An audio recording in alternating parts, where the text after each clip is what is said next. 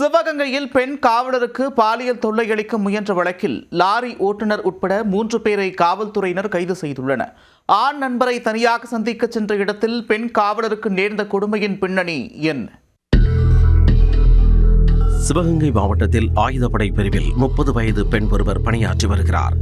சம்பவத்தன்று இரவு பணி முடிந்து அவர் ஏற்கனவே அறிமுகமான தனது ஆண் நண்பரான லாரி ஓட்டுநர் ராபினை சந்திக்க 2 வீலரில் சென்றுள்ளார். தனிமையில் இருவரும் பேசிக் கொண்டிருந்த பொழுது ராபின் தனது நண்பர்களான மகாராஜா, ஹரிஸ் ஆகிய மேலும் இருவரை போன் செய்து வரவழைத்துள்ளார். அப்பொழுது எதிர்பாராத நேரம் மூவரும் சேர்ந்து திடீரென பெண் காவலருக்கு பாலியல் தொல்லை கொடுக்க முயன்றதாக கூறப்படுகிறது. அவர்களிடமிருந்து சாதுரியமாக தப்பிய பெண் காவலர் அங்கிருந்து தப்பி ஓடி காவல் கட்டுப்பாட்டு அறை 100க்கு அழைத்து தகவல் தெரிவித்துள்ளார்.